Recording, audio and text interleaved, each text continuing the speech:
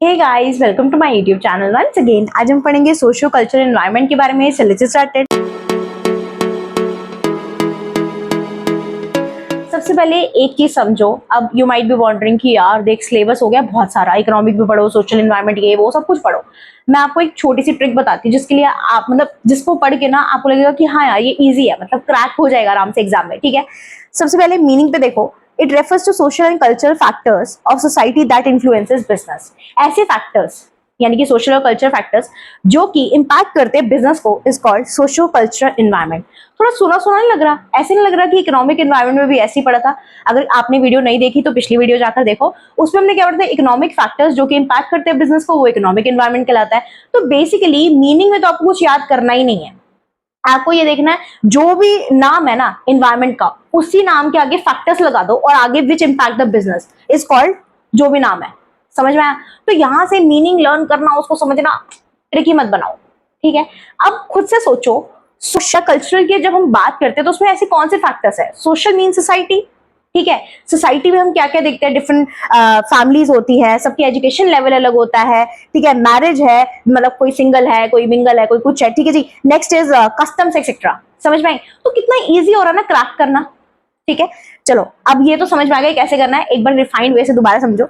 ऐसे फैक्टर्स जो कि सोसाइटी के होते हैं, जो कि इन्फ्लुएंस करते हैं बिजनेस को, is called socio cultural environment. ठीक है जी, उसके एग्जांपल में जैसे family, education, marriage, customs etcetera.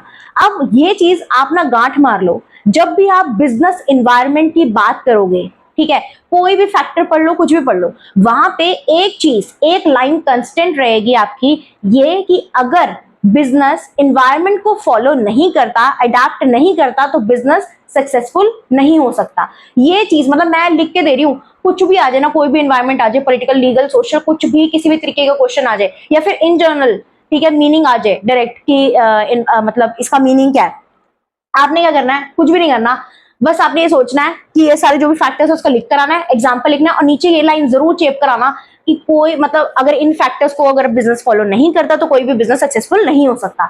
समझ में आई? ठीक है, चलो अब देखो मीनिंग ऑफ कल्चर। कल्चर होता क्या है? Values, beliefs, custom, traditions, lifestyle of people in the society.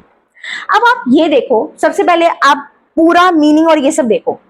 इसमें क्या है, फॉर एग्जाम्पल जैसे मैंने आपको ये चीज बताई कि बिजनेस सर्वाइव नहीं कर सकता कि अगर वो अकॉर्डिंग टू द इन्वायरमेंट नहीं चल रहा। ठीक है, फॉर एग्जाम्पल आजकल क्या है, हम लोग हो गए हेल्थ कॉन्शियस। ठीक है जी, हम एजुकेटेड है, हमें पता है कि हमें अपनी हेल्थ का कैसे ध्यान रखना है, और मोर ओवर आजकल लोग जिम भी जाते हैं, योगा भी जाते हैं। ठीक है, अपने बिजी शेड्यूल से वो क्या करते हैं, थोड़ा थोड़ा टाइम निकालते हैं कि चल यार अपने लिए भी हो जाए, तो वो हेल्दी रहने की कोशिश करते हैं। तो यहाँ पे बिजनेसेस के लिए अपॉर्चुनिटी क्या है कि वो लो फैट प्रोडक्ट्स लेकर आए, ठीक है, शुगर फ्री लेकर आए प्रोडक्ट्स, या ऑर्गेनिक फूड लेकर आए। समझ में आया कि किस तरीके से बिजनेस अपॉर्चुनिटी फाइंड कर सकती है? और इनफैक्ट बहुत सारी ब्रांड्स ऐसी हैं भी, अमूल है, डाबर है, पतंजलि है, और भी हैं। ठीक है, तो ये लोग क्या करते हैं कि अपॉर्चुनिटी देखते हैं, क्रैक करते हैं। समझ में आ रही है? अब यहां पे देखो, जब मैंने कल्चर की बात करी, ठीक है, यहाँ पे वैल्यूज, बिलीफ, बिलीफ का मतलब क्या होता है कि क्या लोग मानते हैं और क्या लोग नहीं मानते, मतलब हमारे लिए क्या सच है और क्या झूठ है। ठीक है, नेक्स्ट इज कस्टम्स। ठीक है, फिर ट्रेडिशंस आ गए, लाइफस्टाइल आ गया हमारा। तो यहाँ पे आप एक चीज समझो एक एग्जाम्पल से, जैसे कि फॉर एग्जाम्पल एक रेस्टोरेंट ऑनर है, ठीक है जी, उसने क्या किया, साउथ इंडिया में कहीं पे भी अच्छी लोकेशन पे अपना रेस्टोरेंट ओपन किया। अब देखो ज्यादातर वहां पे पॉपुलेशन जो भी रह रही है, ठीक है, अब वो अलग बात है कि हम यहाँ से माइग्रेट होकर अगर वहां रह रहे हैं तो हमें शायद सुबह सुबह पराठा चाहिए होगा, एक मतलब पंजाबी कह लो किसी को भी, पर वहां पे ज्यादातर पॉपुलेशन उनकी प्रेफरेंस में क्या है, इडली सांभर डोसा। ठीक है, I may be wrong, I may be right, but एक बार एग्जाम्पल के तौर पर समझो कि ज्यादातर जो मेजोरिटी ऑफ पॉपुलेशन है उनको ये चाहिए। अब मान लो वहां पे रेस्टोरेंट ऑनर ने क्या किया कि इडली सांभर डोसा तो रखा ही नहीं, ठीक है, या फिर मतलब उसकी क्वालिटी नहीं है, कुछ भी है, और प्रेफरेंस किसको दी, पंजाबी मतलब नॉर्थ इंडियन सारे फूड को। अब वहां देखो लोगों का लाइफस्टाइल किस तरीके से है और आप क्या रख रहे हो अपने मेन्यू में। समझ में आ रहा है? अगर वहां पे कोई अच्छा सा रेस्टोरेंट ऑनर मतलब अच्छी क्वालिटी का इडली सांभर डोसा बेचे, तो वहां पे क्या होगा, वहां पे इंपैक्ट ये आएगा कि वहां के लोगों को पसंद है, उनका टेस्ट है साउथ में, ठीक है, तो वो ब्रेकफास्ट में प्रेफर करते हैं, तो वो जाएंगे वहां पर। सिमिलरली नॉर्थ इंडियन पराठे वगैरह शायद वो जाए भी, शायद वो ना भी जाए। समझ में आती है? जैसे एक और एग्जांपल ले लो कि एक कोई शॉपकीपर है, उसने अपने कपड़ों की दुकान खोल ली, ठीक है, अब वहां पे उसने क्या किया, साड़ीज रखी, ठीक है।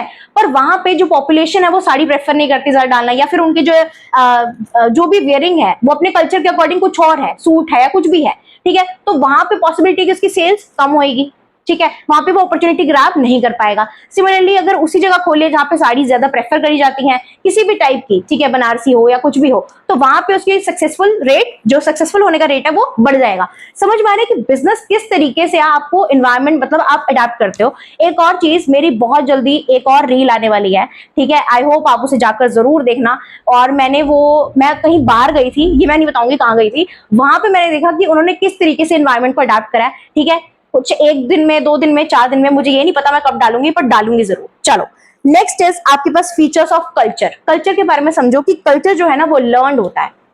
एक छोटा सा बच्चा है, ठीक है, अब देखो हम भी हैं, दिवाली, होली, कितने टाइम से जो है ये सब चीजें मतलब फेस्टिवल्स है मनाए जा रहे हैं, ठीक है।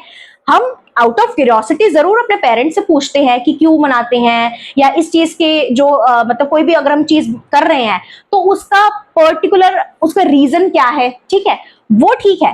बट आप ये चीज समझो कि कहीं ना कहीं वो लर्न होता है, हमने सीखा होता है कल्चर। जैसे कि फॉर एग्जाम्पल हमारा इंडियन कल्चर ये कहता है कि हम अपने बड़ों की रिस्पेक्ट करते हैं, ठीक है, तो ये हमारा कल्चर है। हम जब छोटे होते हैं हमारे को सिखा दिया जाता है ना कि नहीं नहीं ये बड़े हैं इनसे आप करके बात करो, ठीक है, गलत कुछ नहीं है, बट ये लर्नड है। समझ में आई?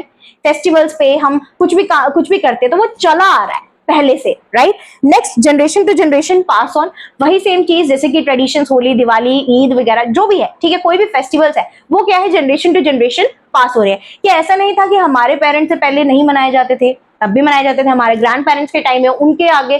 तो ये क्या है, जो ट्रेडिशंस है, कस्टम्स है, वो चले आ रहे हैं। यहाँ पे इनोवेशन नहीं होती, यहाँ पे ये नहीं होता आपके मन में कुछ आया यार हम ऐसे भी तो कर सकते हैं और वो हमारा ट्रेडिशन बन गया। हाँ, आप इंजॉयमेंट के लिए कुछ चीजें कर सकते हो बट उसे ट्रेडिशन कहना, ठीक है।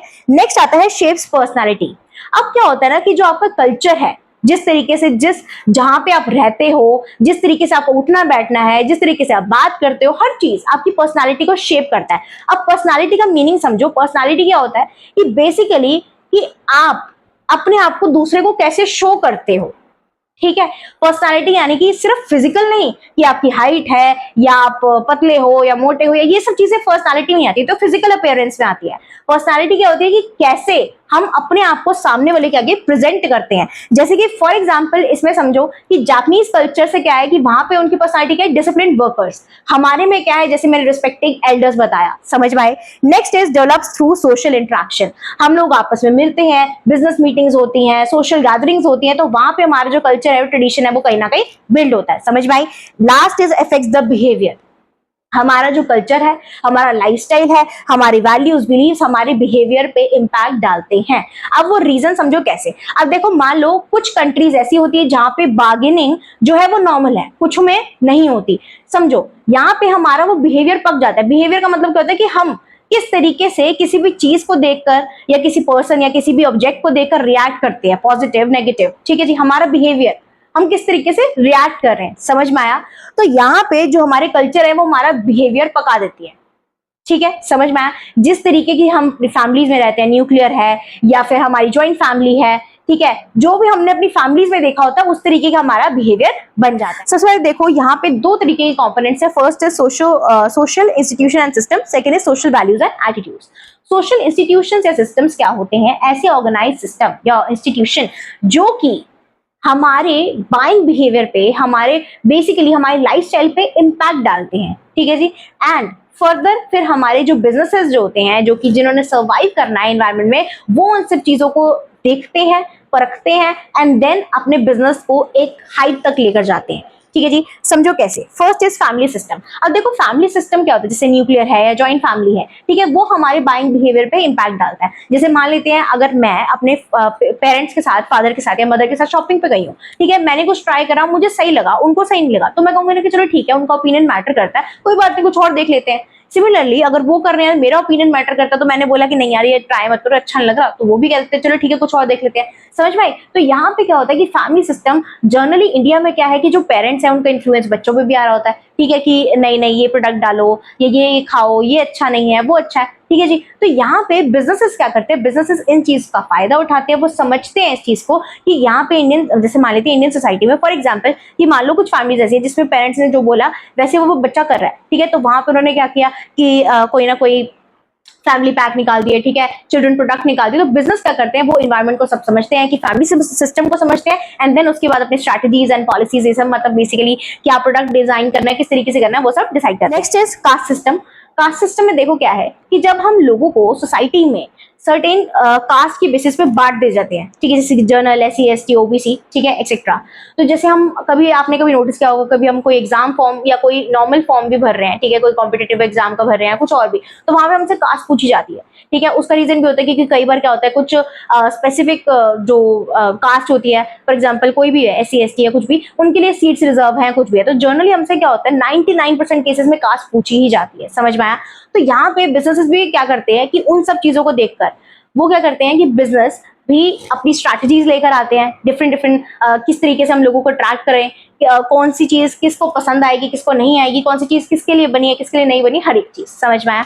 नेक्स्ट आता है मैरिज। मैरिज भी जो है वो इम्पैक्ट डालती है बिजनेसेस पे। अब देखो इसका सबसे बड़ा एग्जाम्पल क्या है कि यहाँ पे इंडिया में जनरली क्या होता है, हमारे जब शादियां होती है ना तो बहुत खर्चे करते हैं हम, ठीक है, हम दिल खोल के फेस्टिवल, मतलब सॉरी, जो ओकेजन्स होते हैं उस पर बहुत खर्चा करते हैं, ठीक है।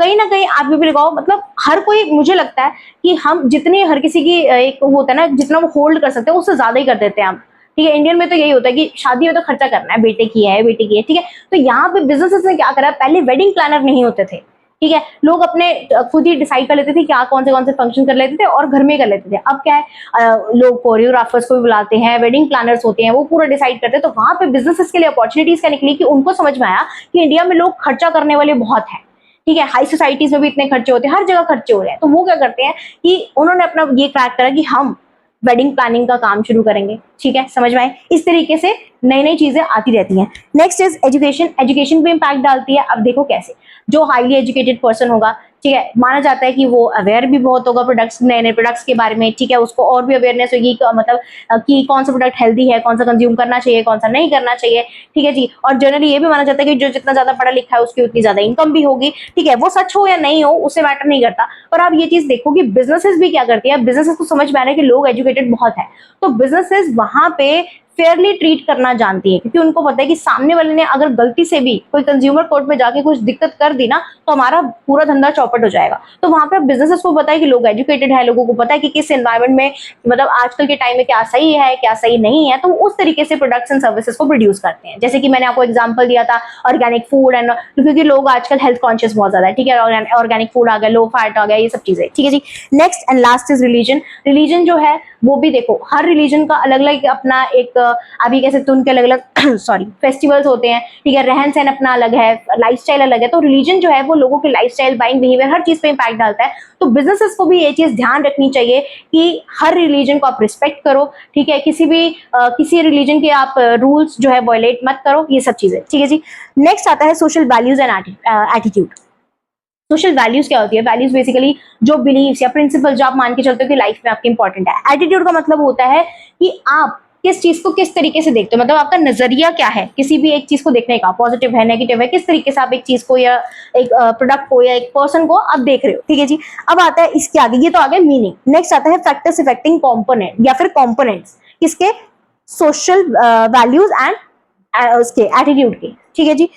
फर्स्ट चीज हमारे पास आता है कल्चर। कल्चर में जैसे कि मैंने आपको बताया कि जो हमारे वैल्यूज हैं, बिलीव्स हैं, ठीक है जी, वो सब भी जो है वो इम्पैक्ट करता है बिजनेसेस में। Next is business ethics. Business ethics क्या होता है कि क्या हमारे मोरल्स हैं, क्या हमारे स्टैंडर्ड्स हैं, क्या O2 मतलब, ठीक है, क्या चीज एक्सेप्टेबल है, क्या चीज नहीं है। तो बिजनेस को भी वो चीज देखनी चाहिए कि क्या चीज फेयर है, क्या चीज फेयर नहीं है। नेक्स्ट आता है custom and traditions. Custom and traditions क्या होते हैं, जो हमारे लंबे समय से जो है चले आ रहे होते हैं, जैसे हमारे कोई भी आप ये कह सकते हो सॉरी कोई भी हमारे फेस्टिवल्स आ गए, तो बिजनेसेस भी क्या करती है उस टाइम पे अपॉर्चुनिटी क्रैक कर रही है, ठीक है। जैसे मान लो देखा दिवाली आ गई, तो बिजनेसेस भी क्या कर रही है कि स्वीट्स एंड ऑल, जैसे स्वीट मेकर्स जो हो गए उन्होंने अपनी प्रोडक्शन बढ़ा दी, ठीक है, ग्रीटिंग कार्ड्स वालों ने, तो हर चीज, ठीक है जी। Next is urbanisation. अर्बनाइजेशन क्या होता है, जब लोग माइग्रेट कर रहे होते हैं from rural to urban areas, तो वहां पे भी बिजनेसेस ध्यान देखते हैं कि देखो आजकल लोग क्या कर रहे हैं, रूरल से अर्बन एरियाज में आ रहे हैं, दैट मीन्स उनके कहीं ना कहीं कंजम्पशन में पैटर्न में फर्क आ रहा है, ठीक है, ऑनलाइन शॉपिंग कर रहे हैं, हर एक चीज वो एसेसिबल अब उनके रीच में है, ठीक है। तो बिजनेसेस वहां पे ध्यान देते हैं और आप ये देखते हैं कि किस तरीके से उनको सर्वाइव करना है एनवायरमेंट में। नेक्स्ट इज एजुकेशन, वो मैंने आपको बताया ही ऑलरेडी कि एजुकेशन जितनी आप एजुकेटेड हो, जिस तरीके से आपका लाइफ मतलब एजुकेशन जो है आपकी अवेयरनेस को, आपके लाइफ साइकिल को, आपके नॉलेज स्किल्स हर चीज पे इंपैक्ट डालता है, तो बिजनेसेस पे वो चीज ध्यान रखते हैं। ठीक है जी। Last is family size and system. Family size क्या है, न्यूक्लियर फैमिली है, जॉइंट फैमिली है, किस तरीके के सिस्टम में आप रह रहे हो, क्या आपका लाइफ स्टाइल है, हर चीज मतलब जो फैमिली है वो आपके लाइफ स्टाइल वगैरह पे इंपैक्ट डालती है, तो बिजनेसेस पे उस चीज का ध्यान रखते हैं।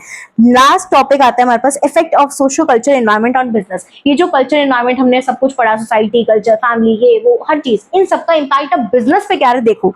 Culture determines goods and services. ठीक है, कल्चर आप ये देखो कि जैसे मान लो हमारे कल्चर है, ठीक है, इंडियन कल्चर में मान लेते हैं साड़ी डाल रहे हैं लोग या फिर कुर्ता पजामा डाल रहे हैं, ठीक है। तो जिस तरीके का हमारा कल्चर होगा, जो हमारा रहन सहन होगा, जिस तरीके से हम सोसाइटी में रह रहे हैं, ठीक है जी, वो इम्पैक्ट करता है कि क्या गुड्स एंड सर्विसेज बनेंगे। ठीक है, जिस तरीके से हम कंज्यूम कर रहे हैं चीजें, वो सब बताता है कि बिजनेसेस में मतलब बिजनेसेस उन सब चीजों को देख के अपने गुड्स एंड सर्विसेज को प्रोड्यूस करता है। नेक्स्ट आता है culture determines the attitude to work. ठीक है जी, एटीट्यूड टू वर्क का मतलब ये है कि हर किस तरीके से आप काम को देखते हो। जैसे कई बार क्या होता है, हर सोसाइटी का अलग अलग तरीका होता है। जैसे लोग मानते हैं कि हार्ड वर्क करो, ठीक है, पंक्चुअल रहो, हर चीज, ठीक है, वो इम्पैक्ट करती है बिजनेस पे। Next is education and business. Education भी इम्पैक्ट करती है, जितना ज्यादा लोग एजुकेटेड होंगे, अवेयर होंगे, वहां पे बिजनेसेस भी जो है लोगों की नीड्स को देख के, ठीक है, लोगों की एजुकेशन को देखकर कि किस तरीके से वो क्या प्रैक्टिसेस को अपनी लाइफ में लेकर आते हैं हम कंज्यूमर्स, उस तरीके से जो है बिजनेसेस अडेप्ट करते हैं एनवायरमेंट को एंड देन फिर वो अपने प्रोडक्ट्स एंड सर्विसेज आपको सेल करते हैं। Next is religion and businesses. Same वही बात कि अगर मैं बात करूं रिलीजन, हर किसी को अलग अलग रिलीजन्स हैं, तो यहाँ भी क्या है कि बिजनेसेस को ध्यान रखना चाहिए, कोई भी जो रिलीजन है उसको उसके जो रूल्स हैं वायलेट ना हो, हर चीज को रिस्पेक्ट करना, ध्यान रखना, ठीक है जी, कोई भी अनएथिकल प्रैक्टिसेस ना करना। Next is marriage and business. जो मैरिज है वो भी बिजनेस पे इंपैक्ट डालते हैं, जिसमें मैंने बताया बहुत सारे खर्चे होते हैं। सिमिलरली अभी देखो जैसे वेडिंग प्लानर वाली मैंने आपको बात बताई कि किस तरीके से बिजनेस अपॉर्चुनिटी ट्रैक कर रही है। Next is language and business. तो लैंग्वेज और बिजनेस यानी कि जिस जहां पे आप अपना बिजनेस खोल रहे हो वहां की लैंग्वेज क्या है, वो भी जो है आपके बिजनेस पे इंपैक्ट डालती है, उसका भी इफेक्ट आता है आपके बिजनेस पे। ठीक है, तो जनरली बिजनेस को इस चीज को ध्यान रखते हैं कि चलो ठीक है, अगर मैं जिस एरिया में मैं अपना बिजनेस खोल रहा हूँ जो उसकी लैंग्वेज है, तो बिजनेस भी क्या करती है उस तरीके का ही आपने अपना बोर्ड लगा लिया बाहर, और जो अपनी जो आपने अपनी एडवर्टीजमेंट रन कराई वो भी उसी लैंग्वेज में करवा रहे हो। समझ में आ रही है। Last is family system and business. की फैमिली का सिस्टम क्या है, ठीक है, लोगों के रहन सहन तरीका, वो भी बिजनेस पे इंपैक्ट डालता है। आई होप आपको अच्छे से समझ में आएगा। कोई भी प्रॉब्लम हो तो कमेंट में down, like share and subscribe my channel. जय श्री राम।